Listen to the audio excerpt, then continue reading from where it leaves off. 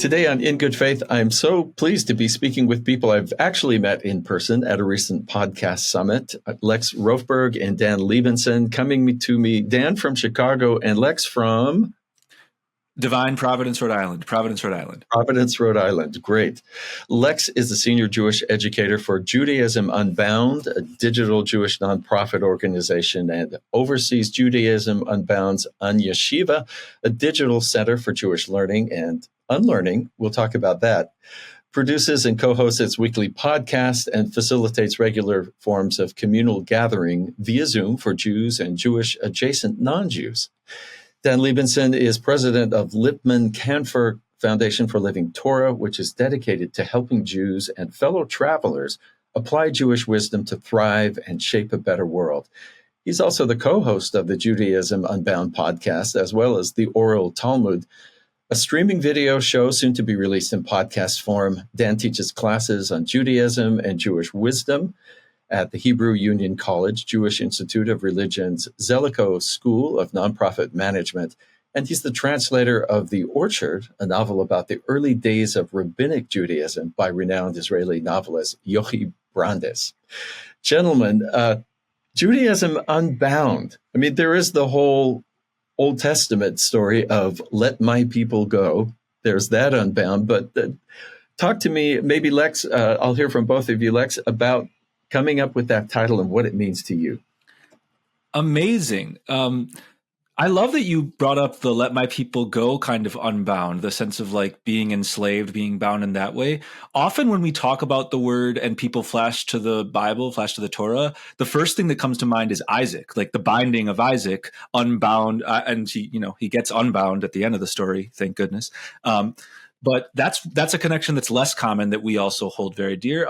What's funny about the name Judaism Unbound is we came up with it thoughtfully, and we did have some ideas about what it stood for, and I'll get to some of those. But over the years, we've sort of retrojected a bunch of other deep meanings that we weren't conscious of at the beginning. So maybe that's happened with In Good Faith as well. You had your conscious ideas of what it means, and then maybe there's been more since then. But what I'd say about Judaism Unbound, we live in a contemporary Jewish universe, society, with a lot of different kinds of Jewish people, a lot of different kinds of Jews. And there's a disconnect between what people talk about as quote unquote Judaism, as like official Judaism, and what most Jews actually do, and what most Jews actually believe and think and practice. And we spend a lot of time trying to convince Jews who might call themselves, not really Jewish or bad Jews. I don't really go to synagogue. I don't really do all the stuff. I don't believe all the stuff. Like, no, you're actually doing great. You're actually absolutely living Jewish lives.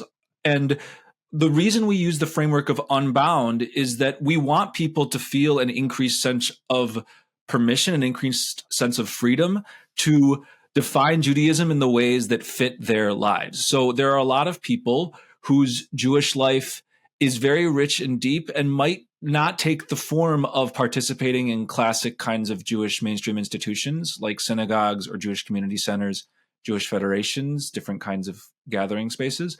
And they still really do care about being Jewish, and the flow of the holidays matters to them. Maybe there are some holidays they care more about than others. Maybe there are stories that they connect to Jewishly. Maybe or maybe not. God plays a key role. There's actually a lot of Jews who think of themselves as Jewish atheists, but still think of themselves as Jewish. And right. We find that they're often drawn to us because we're all about celebrating the myriad different ways that folks can define Judaism, and increasingly how we can create new forms of Judaism. That's another piece of Unbound, is that we're not only bound to the ways things have been. We want to be experimenting with ways things can be. Dan, I wonder if you would talk to me about the whole decision, like, hey, this should be a podcast and we should do it together, and let's do it. Yeah, it's an interesting story, because I would say that the main reason why we did a podcast was because we had no money to do anything else.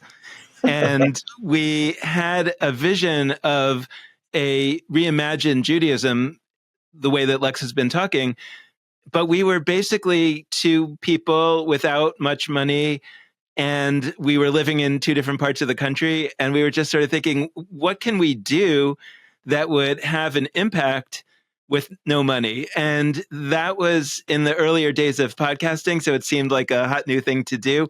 I was particularly listening to a podcast at that time that was about applying the ideas of disruptive innovation, which is a particular take on innovation that we could talk about, that they were applying those ideas to Apple, the company, as a model for how these ideas really manifest in business. And I was thinking like, oh, it'd be really cool to apply that same set of ideas to Judaism and see what happened. And so that kind of gave us the model for the podcast in those early days. But we really had much grander ambitions about creating kind of an institute to have an impact on Judaism. And I think over the years, we've gotten closer to that, both in terms of the UnYeshiva and things that we're now doing within Judaism Unbound, and also my getting this job at a foundation, which has been able to do all kinds of other things that, Judaism Unbound probably wouldn't have been able to do. Well, I wonder if I could delve in personally. Before you can unlearn something, you learn it. And I wonder if I could ask each of you maybe about the tradition you grew up with in your home as far as faith was concerned. Lex, how about you? Yeah, I'm thrilled to go there. The way I've told this story has changed over time. And so I'm starting with like a meta commentary on my own Jewish story, which is weird. But I say it because a lot of Jews' stories are about, well, I didn't do this. I didn't do this. It's a series of, well, I'm not the kind of Jewish that people think of as Jewish. And we don't always notice what we were. And so I've had my own journey with that. I'm going to go out of order. I got to college, and I was like a lot of American Jews in that I really loved being Jewish. I had grown up connected to many Jewish organizations, but like largely organizations about social interaction, Jewish youth group, Jewish summer camp, places where being Jewish was important, but where like deep Jewish learning, connection to our tapestry of holidays and texts, it was part of it, but I didn't feel like I knew enough. I felt like I was not enough, not Jewish enough. It's a term that comes up over and over again as people explore their relationship to Judaism. But I actually did have a deep Jewish upbringing. I grew up in Milwaukee, Wisconsin. Both my parents are Jewish. Not every Jew has two parents who are Jewish. Plenty come from interfaith families with one Jewish parent. Plenty come from zero-parent Jewish families and convert to Judaism.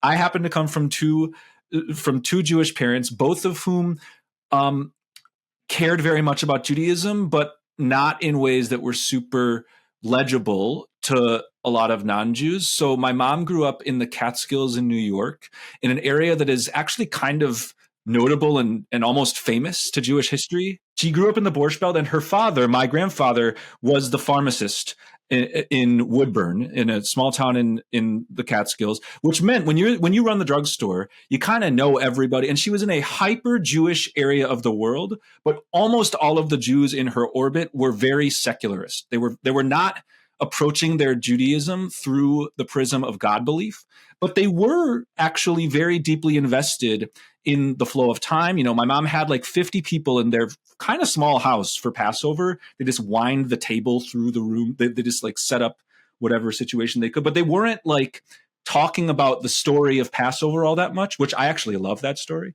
And now my mom's Passover Seder is more connected to that. But they had a social relationship to Jews, to Jewishness, even to things like Jewish comedy that were big in that area, Jewish culture, Yiddishism, and it wasn't grounded in like religion so much. My dad grew up, and I inherited that. And so I grew up with a lot of Jewish culture. My dad also, we had posters on my wall of Mel Brooks, of Barbra Streisand. Like I didn't even think much about this. These were like hero figures in my life, like these notable Jews in film and music and TV. My dad has like a reverential relationship to the lineage of Jewish pop culture. Hollywood, of course, being like a largely Jewish kind of creation, but like I had all of that and I experienced that as a daily part of my life, but I couldn't have told you what books were in the Torah.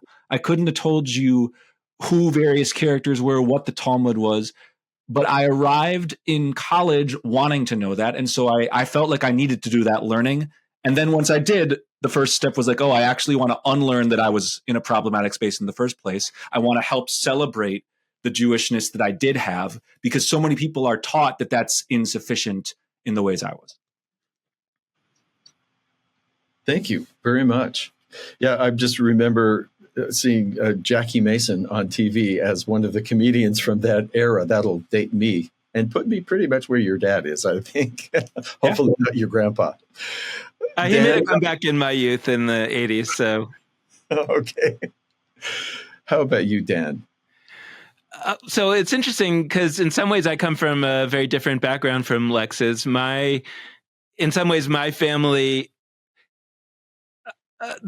you could tell the story that in my family, the family business is Judaism. My grandmother was a Jewish educator for many years, and my dad became a rabbi. And eventually we moved to Israel when I was 14, and I ended up, for sort of complex reasons. We weren't Orthodox when we were in the U.S. My dad was a conservative rabbi, which is kind of a deep cut into the Jewish denominational world, because conservative is actually liberal, but the more conservative end of liberal. Anyway, it doesn't matter. But when we came to Israel, my dad imagined that in Israel, everybody was either religious or secular. And so since we were obviously not secular, we must be religious. And that ended up putting my sisters and me into this Orthodox school system in Israel, which was not something that we had fully been prepared for. And I experienced all that pretty negatively. Like, I didn't actually like being a rabbi's son when we were living in America, and I did not want to move to Israel at that time and leave all my friends and everything that I knew. And I certainly was not prepared for, nor did I have any intrinsic desire to be in a much more Orthodox environment than I had ever experienced before. And so in a lot of ways, that experience turned me off of Judaism. And I don't know exactly what would have happened in my story had I not read a book my senior year of high school called Who Wrote the Bible, which was a book from the world of academia, an academic Bible scholarship. And it was talking about how the author or authors of the Bible were not God. They were people that had various political and other issues with one another, and they had to reconcile their stories at different points. And to me, that was so exciting. That gave me something that I could believe in, as opposed to all these things that I didn't really believe in. And in a way that I wouldn't have talked about at that time, and I don't know that I really talk about it this time, but for this podcast, I will.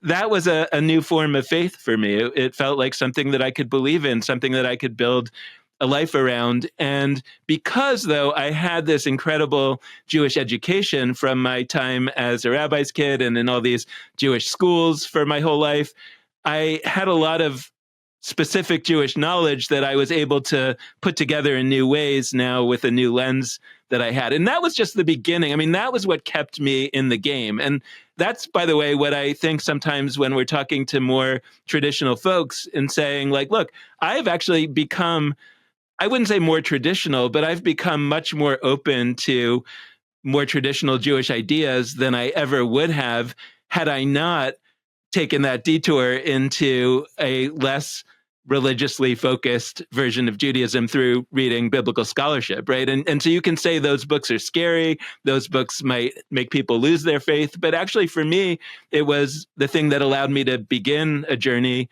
toward a lifetime of connection. And so ultimately what I felt and feel my purpose is, my calling, so to speak, is to offer pathways into Judaism for people like me, whether they grew up with a traditional background or without one, meaning people for whom the traditional story is not working, and that there are ways that those folks can develop a path for themselves or follow paths by others, but they're going to have to be sort of newly imagined paths that I think a lot of traditional folks feel afraid of. Dan, thank you very much. Both of you, very interesting journeys, and especially considering your destination, at least at present, where you are on the path. And I'm wondering, as far as Judaism Unbound, I'm guessing maybe you have people who come to it and say, wait, this is far more academic or analytic than, I was here to worship. And others who may come and say, wait, you're far you keep bringing religion into this. What is your balance? Do you seek for something, or is it just you are yourselves and whatever comes out is what the podcast is? That's cool. I like this question because I don't know exactly what Dan will say. I don't know what I'll say either. I think it's both of what you just said. I think some of it is just we embody who we are and we bring that, and other things are maybe a little bit strategic. I will speak for me. First off, I actually don't think we have that, and I'm not saying this to like reject your question.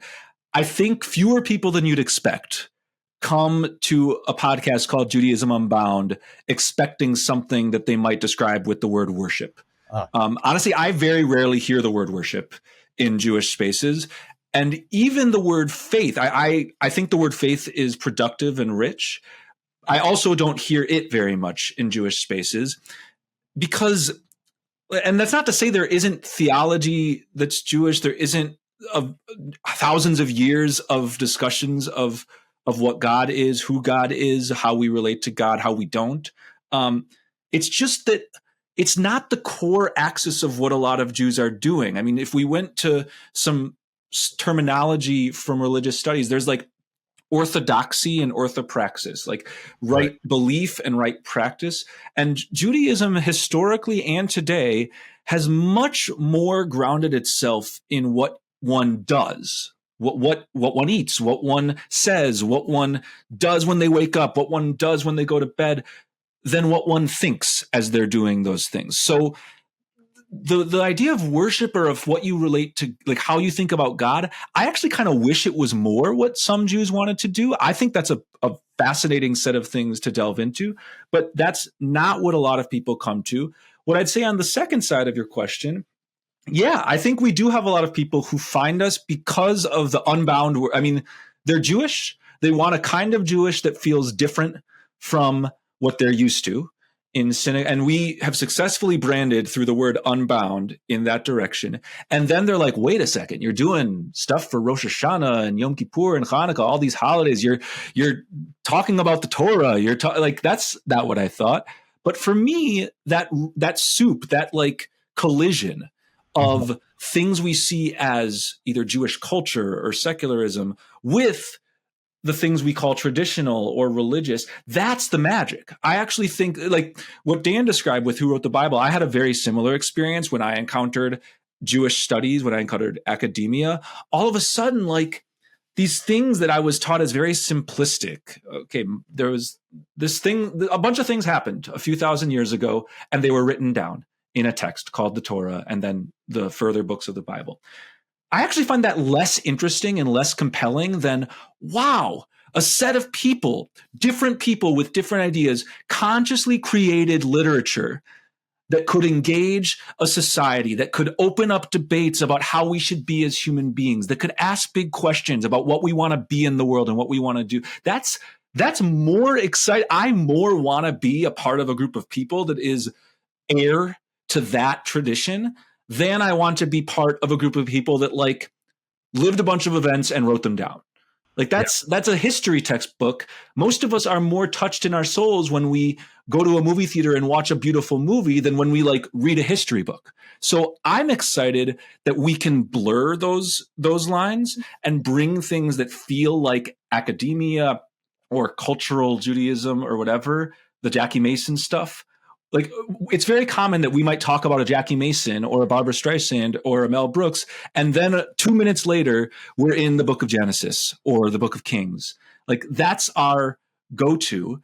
And I find that actually really revs people up. They don't want either or. They've been taught they need to pick, but they actually want a full, cohesive way in which different kinds of Jewish stories, cultural, religious, etc., are in conversation with each other.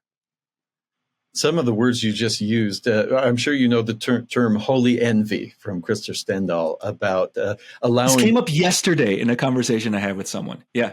Well, with Vanessa Oakes, a dear friend of our show. So I have some.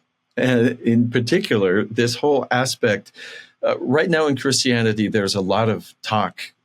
It's always happened, but the word deconstruction gets used a lot.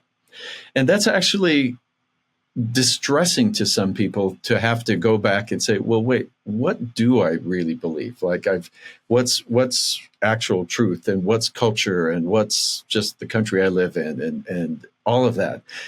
But I think there's this rich Jewish tradition, here's my holy envy, that you get to wrestle with each other's ideas and wrestle with God. But that's a good thing and actually encouraged. How has that wrestle influenced your own spiritual life or intellectual life? Well, first of all, I appreciate being the object of holy envy. But on the other hand, it's important to point out that not everybody affirms that. I have other envy that you both have nice full heads of hair. You know, I wish I did, but go ahead. But meaning that I believe that the way you just described it, Steve, is a beautiful description of what the Jewish tradition really is. But like all traditions, there are orthodoxies that emerge, and there are people who say, oh, well, maybe we did that 2,000 years ago when we were in a formative period, but, then Judaism got agreed upon, and I mean, that's what orthodoxy is. It emerged the right way to do it. And now we should stop debating that. Now there's a right way to do it. And you say, but wait, that's not our tradition. I mean, I'll tell you a joke. There's a story about a synagogue that was arguing about whether or not people should stand or sit for a particular really important prayer called the Shema.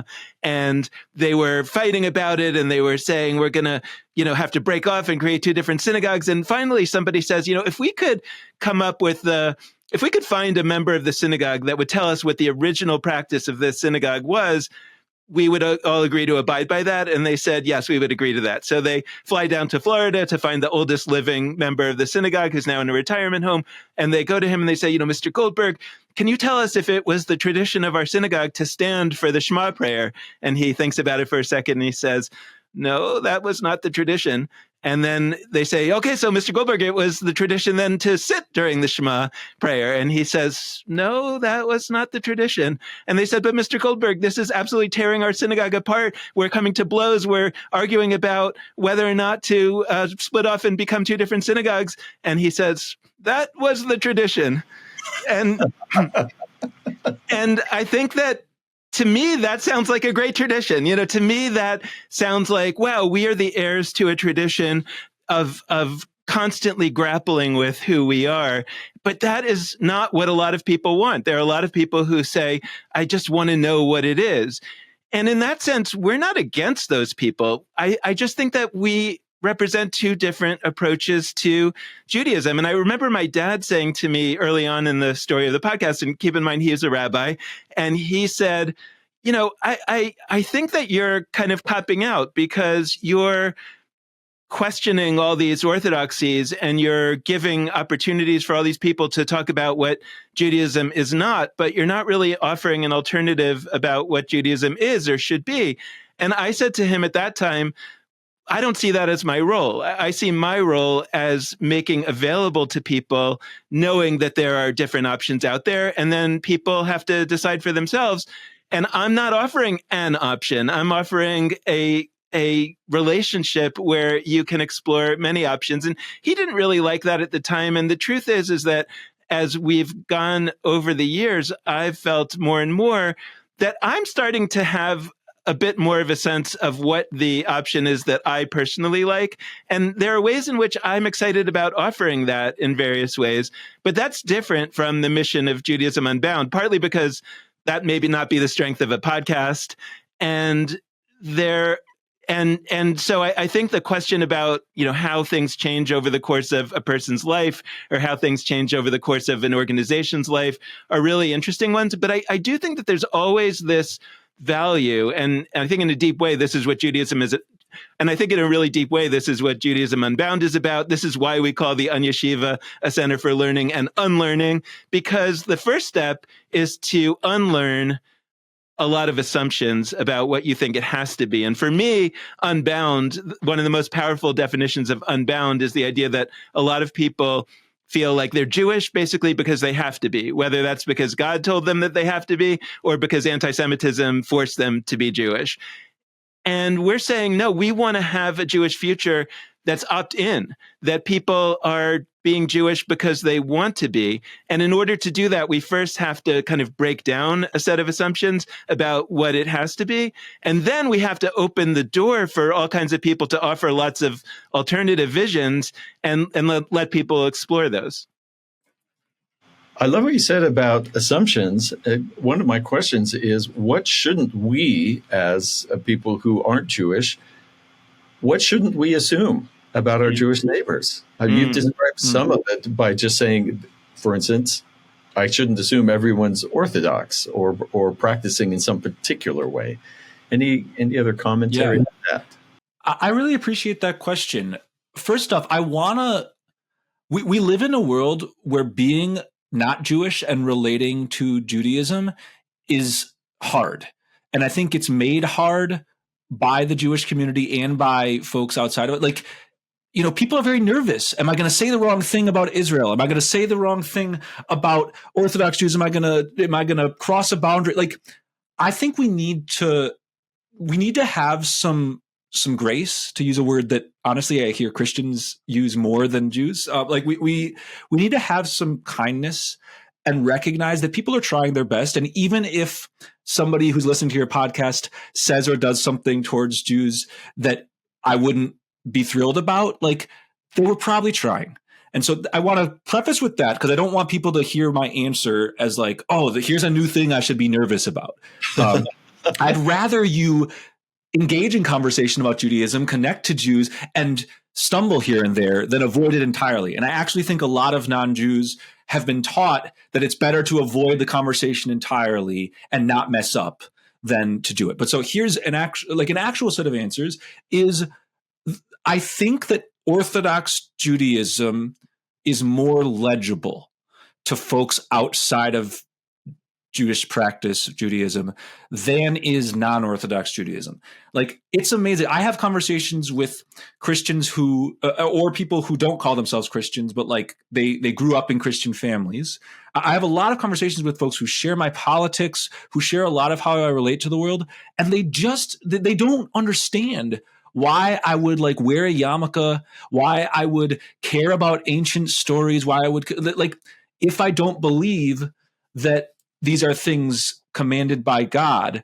And what I'd say is, I think there's just like an illegibility to forms of deep, passionate Jewish community and practice that don't revolve around commitment to God.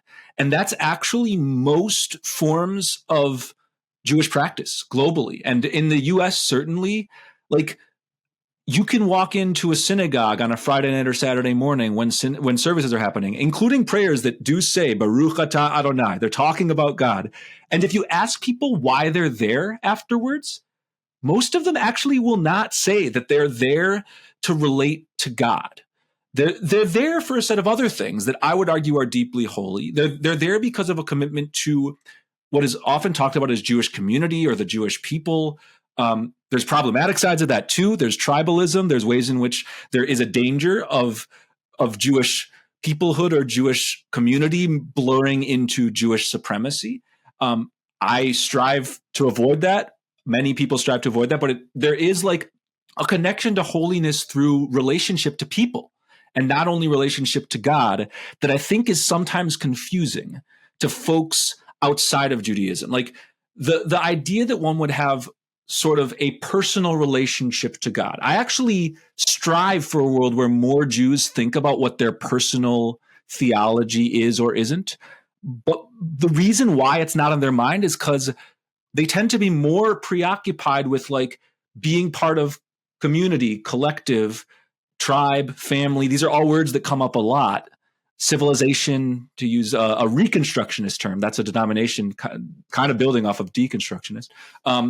So that's one thing I'd say is like, if you meet somebody who says they're Jewish and they don't believe in God, I think sometimes they're not focused on God. Sometimes the takeaway is, oh, that's somebody who's not really a practicing Jew. And I would say that is often not true.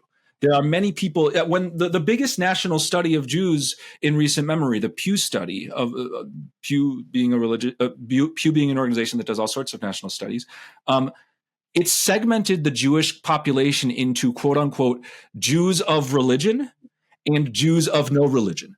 But the Jews of no religion are Jews. And when you ask them questions about what they care about, there's a lot of things that outsiders would say, oh, that's like a Jew. I mean, they're actually committed to a lot of things that might be talked about as religious, but which aren't God. So that's one thing I'd bring in, because we live in a country that conflates the word religion with conversations about God, with relationships to God. And God is a piece of Jewish tradition, but it's actually not first, second, or third for a lot of Jews, even Orthodox Jews sometimes. So I guess I'd bring that in. Dan, I'm curious what your answer is. Yeah. I offer a bit of a metaphor or analogy for this, because we were talking about the Catskills earlier. And as you're talking, Lex, I'm thinking about the resorts in the Catskills. And I'm thinking, like, when you go to a resort in the Catskills, there were all kinds of things going on there. There was a kind of a restaurant where you could get unlimited food and you could just keep ordering, and it was, it wasn't, what's it called? It was all inclusive, so you could just get as much as you want. Yeah. But there were also like shows at night, comedians and like Jackie Mason and all kinds of things like that going on. And there was also a hotel where you could sleep for the night. And so compare a resort at the Catskills to a restaurant.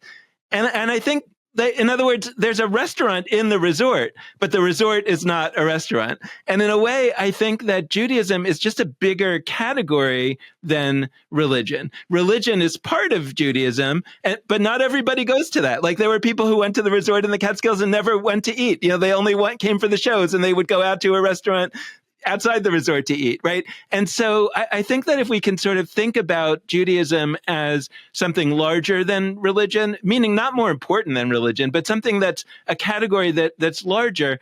And this was a famous book by Mordechai Kaplan, who was a thinker from the early part of the 20th century. And he wrote a book called Judaism as a Civilization, where he was trying to make this point. Now, I'm not sure that civilization is the best word for it, but he was trying to make the point that Judaism was a different category from Christianity. Christianity is a religion. Judaism is more of a culture, a civilization. That religion is one part of it. And that, I think, is a really important thing for folks to understand and wrap their heads around. By the way, not only non-Jews, I think a lot of Jews think about it as a religion in that way. And that's one of the things that, I'd say we're against, right? We want to make it clear to Jews that if you aren't religious, you're not a bad Jew. You're a different kind of Jew.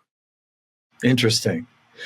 Both of you work with young people and students, and I'm wondering what you see them wanting as far as community, and what do you, if I can ask you to prognosticate and forecast the future, what do you see happening for the next generations holding on to their traditions?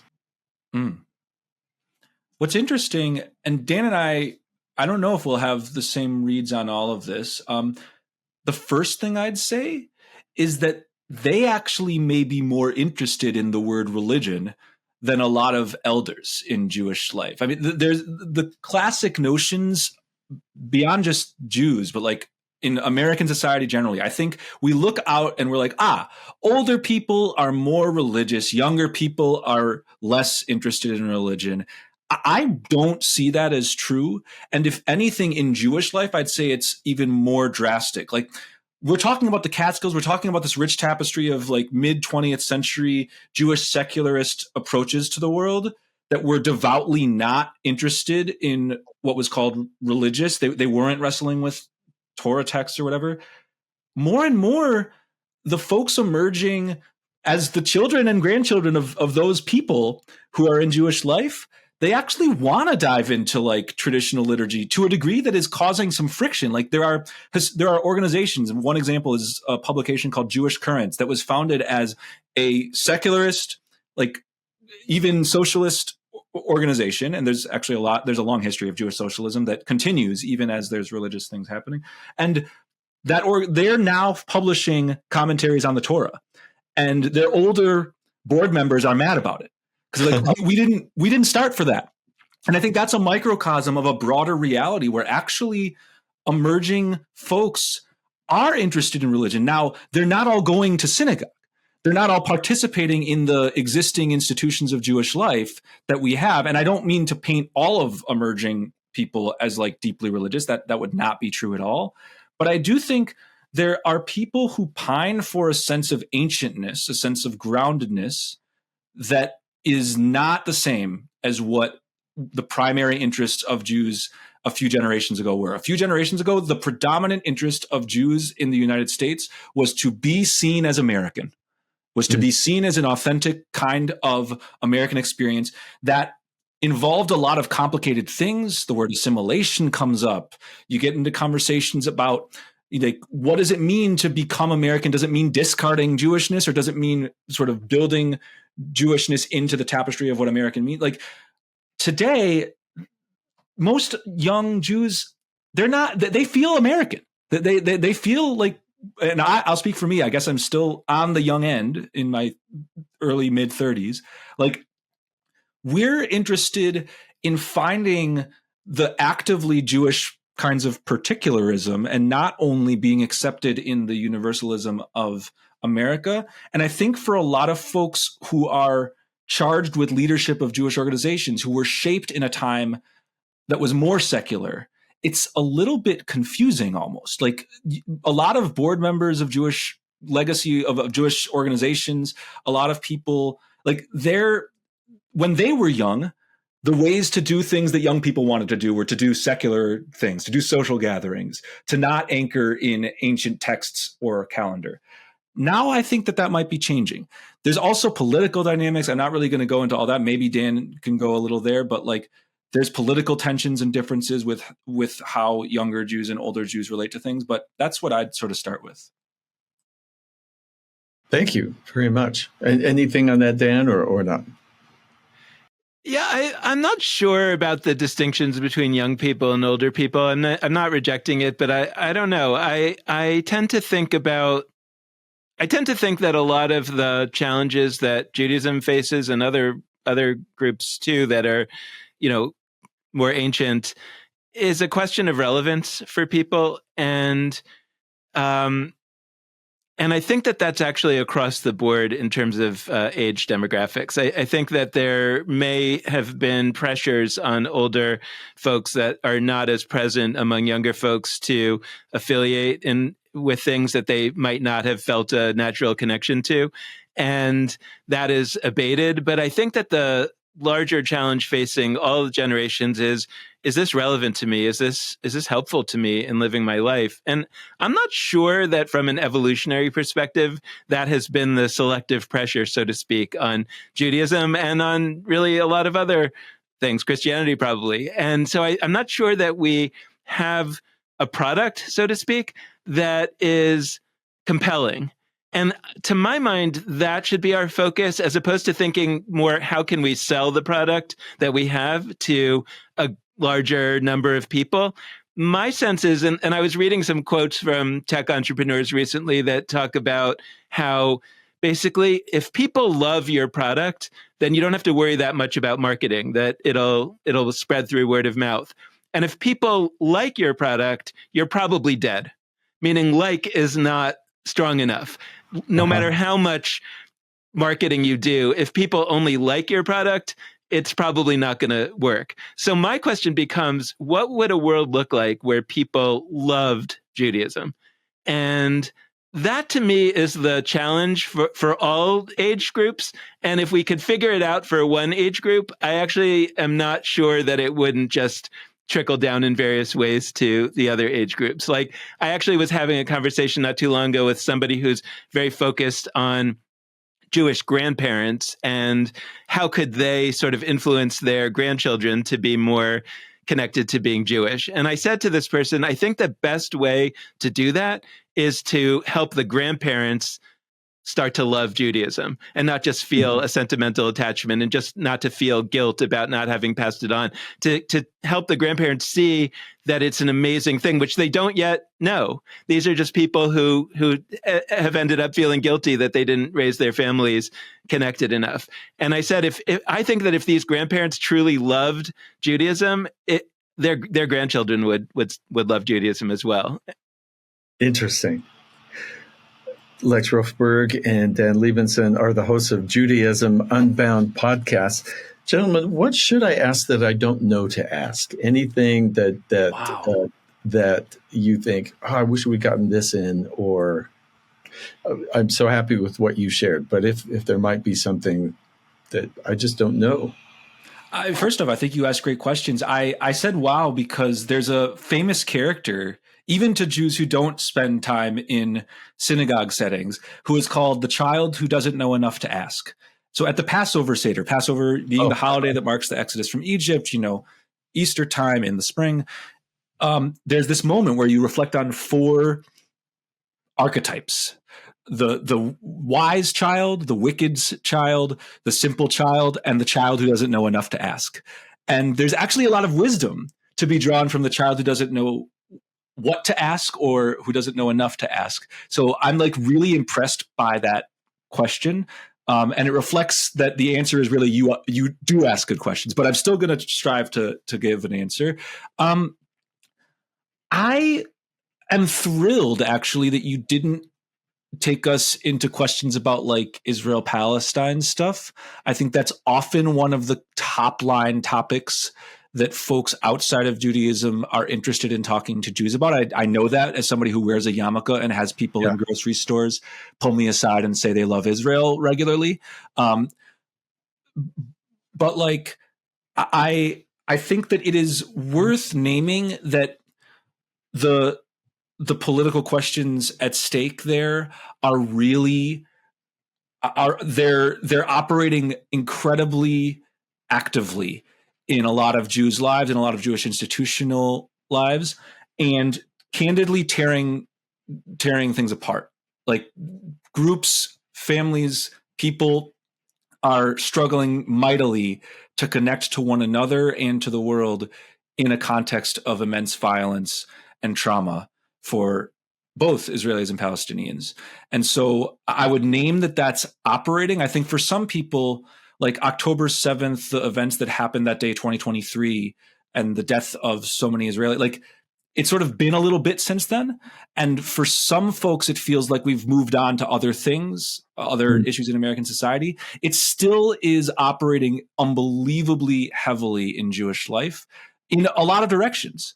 And many, many Jews actually position themselves as much as pro-Palestine, as supportive of, as being in solidarity with Palestinians, as do those who position primarily through a notion of quote unquote pro-Israel, quote unquote pro-Palestine. All of these are things in quotes. So I offer that just because if there's folks listening who are like, oh, I was hoping they'd go a little bit into that, we didn't quite.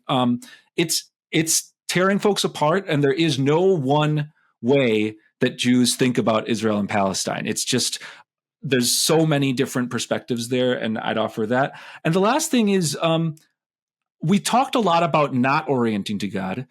There is a lot of deep Jewish wisdom and, I don't know, different visions of what God means. You mentioned wrestling and how you have this envy about Jews wrestling. You may know this already, but your listeners might not. The word Israel, the Hebrew word Israel, which is taken not to mean a state, like a modern state. It's originally Jacob's name. Jacob is also Israel. The meaning of it is, or at least in the Genesis story, the meaning ascribed to it is one who wrestles with God. And so when Jews are B'nai Yisrael, are the children of Jacob, the children of Jacob, the children of Israel, we are heirs to wrestling with what God means, with who God is. And there it's literal, right? Jacob has this actual wrestling match with a character that appears to be an angel of God or something. And I will say personally, I've gained a deep personal kind of theology. My theology is what I would term pantheistic. And I have a notion of God that is not sort of an external being that created the world, but rather the sum total of all creation. All of us are part of God.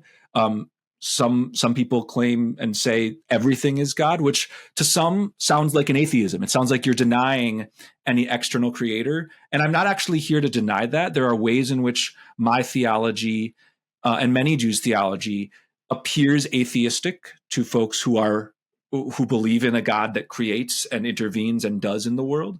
But I'd offer that there's actually, traditional Jewish kinds of theologies, including much of the Hasidic universe, that orient God through the idea that God is immanent and not only transcendent, meaning that God is sort of intimate and we are part of God, not only that God sort of transcends existence.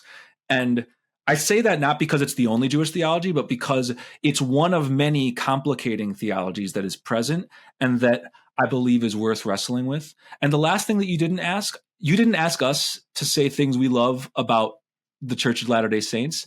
I have some holy envy in your direction. I had a great experience when I went to BYU. I was unbelievably impressed at the ways that people interacted interpersonally with us. I told this story on our podcast, but we were there during the Jewish holiday of Sukkot, which involves the construction of outdoor booths. I mean, it's the festival of tabernacles or booths might be the language that folks know about it as. It's Sukkot in Hebrew. The fact that y'all built a sukkah, carried it up, or you carted it up a mountain, because we were meeting on a mountain the first day, and built a sukkah so that a few people, me, Dan, and one other who were Jewish, could eat in it during the holiday of Sukkah, where it's traditional to eat in a sukkah. That reflects not only an idea, there's too many religious ideas. There's not enough religious actions and embodiment of ideas. What I learned is that the folks at BYU are embodying the idea of hospitality. They're living it truthfully. It's not just words. When you would cart a structure up a mountain and then the next day cart it down and put it next to us at the lunch area that we were. I mean, that's incredible. And I also think I've read the whole Book of Mormon, actually. I a number of years ago, I decided to. It is an unbelievably engaging story. Now, there are elements of that story that I struggle very mightily with, and that, I'm sure you've talked about on this podcast. And it is beautiful to have it's a more coherent, overarching narrative to have this text, and to also have a kind of Zion, a kind of a place in Utah that is a lived nucleus of the church today, as I understand it. I mean, I went to see some really beautiful up close sites in Salt Lake City. And so you didn't ask us about that, but I would just add that we have some holy envy of y'all as well. Well, it was a privilege to have you guys at the podcast conference, and so glad for how much we have learned from you. Thank you very much, Lex. Dan, anything that I should have asked you? You also, I think you asked incredible questions. I would just say that I think your question was, what did I not know to ask? And the thing that, whether this is the most important thing or not, as I reflect on it, I think that people who are not Jewish, and also people who are Jewish, may not realize how much of the Jewish psyche is a product of trauma. And that's ancestral trauma and personal trauma. And that could include what's going on in Israel-Palestine today. And it can include the Holocaust. And it can include, the Babylonian exile, the destruction of the temple. I mean, I think that could include slavery in Egypt. I think that there's a theme in Judaism, and I think maybe more so than in Judaism, in Jews, that is very close to those events in a way that I think that people might say, oh my gosh, that was 2,000 years ago. Like, get over it, right? Or the Spanish Inquisition. So that's still on your mind. And I don't think it's consciously on people's minds, but I think it's actually built into the fabric of the vast majority of Jewish ideas and Jewish practices in a way that I think is just really, really hard to understand for somebody who hasn't been in it. And I'm not sure that that's a good thing. In some ways it is a good thing, because I think that at least the mindset of Judaism, for the most part, is to reflect on those traumatic events that have happened to us and say, and our takeaway from that has to be to protect ourselves, yes, but more importantly, and on a spiritual level, more importantly, to make sure that we are people in the world who work to make that not happen to others. And I don't always think we do that well, but I think that as an aspiration, it's a good thing. But I also think that it ends up